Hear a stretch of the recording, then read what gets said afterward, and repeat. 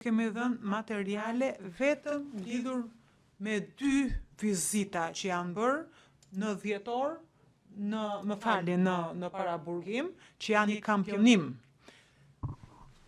Edhe ju keni bërë një analizë të kampionimit të kampionëve që kemi dhënë. Pyetja ime është kjo: çfarë faktorësh keni marrë ju parasysh për të vendosur nëse kampioni që ju kemi dhënë është përfaqësimi të rësisë apo jo? Përgjigje: unë nuk vendosa nëse kampionet ishin përfaqësimit të rësisë së incizimeve, unë fokusova tek këto 2 incizime dhe ju më thatë që përfaqësojnë të rësinë. Më kërkuat të përcaktoj, nëse do kërkonit më falet të përcaktoja nëse kampionet që më thatë ishin përfaqësimit të incizimeve, do duhet të fokusosha në shumë aspekte të tjera, të fjalë të folurit, të fjalë të audios, të folësit, dhe të përcaktoj deri në ç'nivel nivel është i pa deshifrueshëm incizimi. Pyetje, faleminderit. Po për transkriptet, a keni nevoju ta kuptoni si janë krijuar transkriptet për të bërë një analizë? Përgjigje: lidhur me transkriptet, është shumë e rëndësishme të dim procesin që është ndjekur për përgatitjen e këtyre transkripteve. Është më vështirë ta shohësh një transkript pas faktit, pasi është bërë, pasi është zbardhur, do t'japë një transkript, ta vendosim përpara, është më vështirë përcaktohet besueshmëria e këtij transkripti.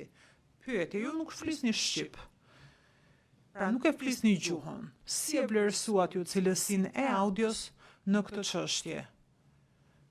Edhe si ju kufizoi fakti që nuk flisni gjuhën? Përgjigje: gjuhën nuk e kuptoj. Normalisht, nëse do të dëgjoj një audio të padeshifrueshme në anglisht, fillimisht unë mund ta dëgjoj vetë, pa pasur informacion kontekstual, për të krijuar një ide se sa e padeshifrueshme është audio. Është e qartë, e paqartë apo padeshifrueshme? Kemi një grup transkriptuesish që janë stërvitur, janë testuar, të cilët janë të besueshëm, janë dëgjues shumë të aftë për videot e padëgjueshme apo padeshifrueshme. Ua jap atyre audion pa u dhënë informacion kontekstual, nuk është fundi i procesit. Nuk mund të bëhet i gjithë procesi pa informacion kontekstual. Në një moment duhet dhënë informacion kontekstual, por fillimisht duhet krijuar përshtypja nga vetë dëgjuesi pa pasur kontekstin. Kjo është e rëndësishme për të kuptuar se sa informacion ka sinjalet akustike, përkundrejt informacionit që vjen nga informacioni i jashtëm kontekstual. Në këtë rast, unë nuk mund ta bëja këtë, sepse unë nuk flas shqip dhe nuk kam qasje, apo më saktë nuk kam pasur asnjë transkriptues që flet shqipen. Kështu që unë përdora transkriptuesin e inteligjencës artificiale dhe kam përmendur këtë në raportin tim. Pyetje: në fakt e keni përmendur që nuk keni pasur asnjë transkriptues të gjuhës shqipe për këto raporte. Do ju kishte ndihmuar ju të kishte një transkriptues të stërvitur, të trajnuar të gjuhës shqipe për transkriptimet? Përgjigje: të paktën 2 do kisha dashur të kisha. Të paktën 2 persona që e flasin gjuhën, jo thjesht të trajnuar për përkthime dhe për transkriptime. Këtë dua ta bëj të qartë, sepse kjo është shumë e rëndësishme. Shumë persona janë të trajnuar për transkriptimet dhe përkthimet në kuptimin burokratik. Pra, janë shumë të aftë për të bërë transkriptimet burokratike, por kjo është një fushë tjetër. Kërkohen aftësi të tjera për të deshifruar audiot e padeshifrueshme. Transkriptimet forenzike, kjo është fusha ime, transkriptimet forenzike janë, për mendimin tim kjo është një term i gabuar në fakt, se këtu çelësi nuk është fjala transkriptim. Transkriptimi është i thjeshtë, e vështira është të përcaktosh cilat janë fjalët që janë thënë. Kjo është një aftësi shumë e vështirë dhe shumë e specializuar që për këtë nuk mund ta trajnosh një person apo ta marrësh në provim, ta testosh, siç ndodh rëndom për lingvistikën apo për transkriptimet burokratike. Pra, personat që flasin gjuhën duhet ta kenë demonstruar që kanë aftësi në deshifrimin e audiove të padeshifrueshme. Pyetje. Kërkuat ju për një ndihmë? Na kërkuat ju për këtë? Përgjigje, më duket se kam kërkuar këtë ndihmë në fillim. Pyetje. Ne ju tham që nuk ishte e mundshme për shkak të afatit të kufizuar që kishim ne. Përgjigje, sakt. Pyetje. Në faqen 7 të raportit, ju keni thënë që jeni përpjekur të vlerësoni pa nivelin apo shkallën e padeshifrimit të një audio duke përdorur inteligjencën artificiale. Mendoni ju se inteligjenca artificiale është një mjet i mirë për ta bërë këtë? Përgjigje, absolutisht jo. Absolutisht jo. Nuk mund të zëvendësoj as pak transkriptuesit njerëzor, aspektin njerëzor. Pyetje. Po pse menduat ju se ishte dobishme për ju në këtë rast? Përgjigje, sepse mendova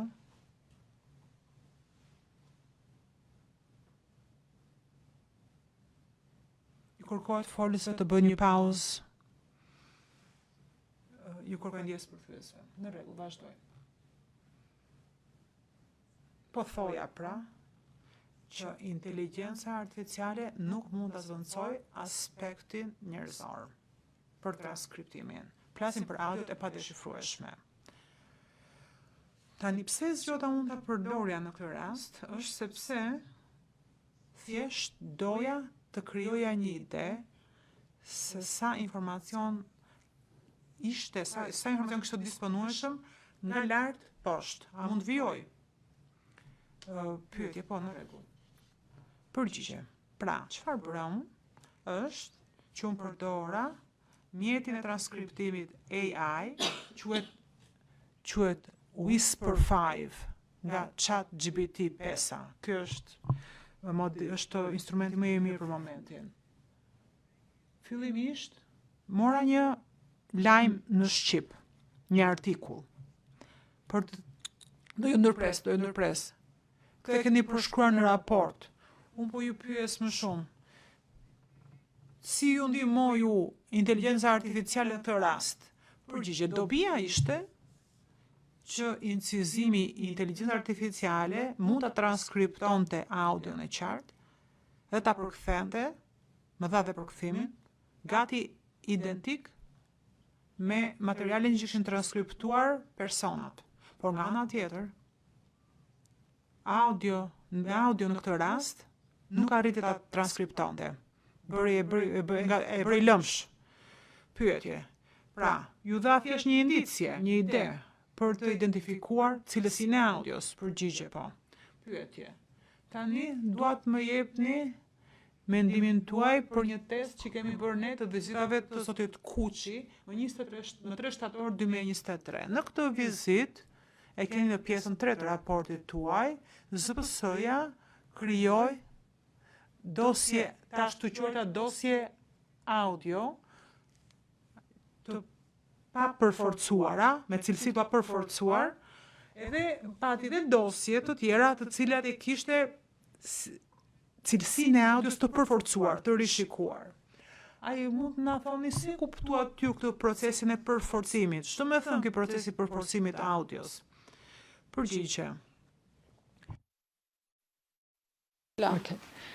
Well, we have Ne kemi raporte të asaj që është bërë, plus që është kryer domethënë, por nuk kemi raporte se çfarë efekti, ndikimi pati kjo, apo çfarë efekti pati në mënyrën e perceptimit. Nuk ka një matje objektive të efektit, të ndikimit, por ama kemi vetëm të perceptimit. Pyetje, në përgjithësi dhe në këtë rast, versioni i përforcuar është më i qartë se versioni pa përforcuar? Përgjigje, jo. Përforcimi i cilësisë është thjesht një teknik. e ndryshueshme, në të cilën ulet niveli i tingujve, i zhurmave. Kjo është një shembull i mirë për të treguar atë që ilustrova më herët. Ka njohuri që njihen dhe njohuri shkencore. Kur ke njohuri logjike, është më vështirë të kuptohet audio. Pra, ka disa fjalë biseda pas një velloje, pas një zhurme. Ideja është nëse hiqet kjo velloje apo jo them unë apo kjo zhurmë, mendojmë që mund ta dëgjojmë atë që bisedohet. Kjo është e rrem, sepse nuk funksionon kështu në realitet. Ajo që i bën audio të pa deshifrueshme është pikërisht mungesa e informacionit nga lart poshtë. Përforcimi nuk do të shërbej për të shtuar informacion. Reduktimi i zhurmave, në fakt, nuk e bën më të qartë bisedën. Dhe ndonjëherë, dhe unë kam punuar shumë në këtë fushë, kam bërë shumë eksperimente, qoftë jo vetëm apo me persona të tjerë, ndonjëherë përpjekja për të reduktuar zhurmat, në fakt, e bën bisedën nga pikpamja objektive më pak të deshifrueshme. E di që duket e habitshme, po kështu është në të vërtetë. Reduktimi i zhurmës do të thotë edhe heqje informacioni. Faleminderit. Tani do t'ju tregoj materialin që përfundon me 37. Pjesa 10. Është një shkëmbim emailësh midis mbrojtjes faqit edhe një përkthyesi shqip, të cilit ju kërkua të transkriptonte të përkthente 2 audio të përforcuara të vizitës së Kuçit. Prova që mbaron me 4 dhe që mbaron me 3. Pra, 107.4 dhe 107.3. Janë 2 ekstrakte të mbrojtjes së Kuçit, për të cilat nuk është dhënë transkript.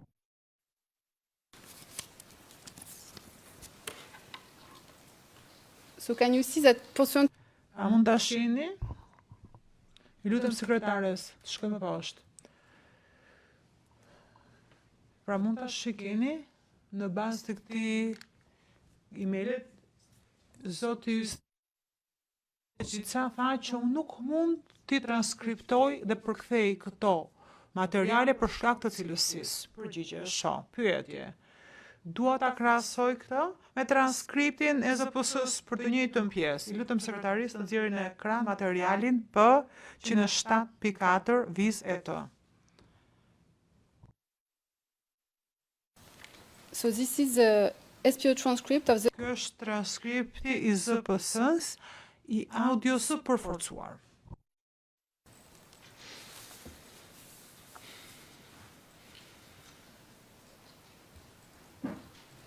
Thank you. Can you... Faleminderit. Mund të shojmë titullin tek rreshti i parë, këtu ku thuhet e përforcuar. Shkojmë në faqen e fundit, ju lutem.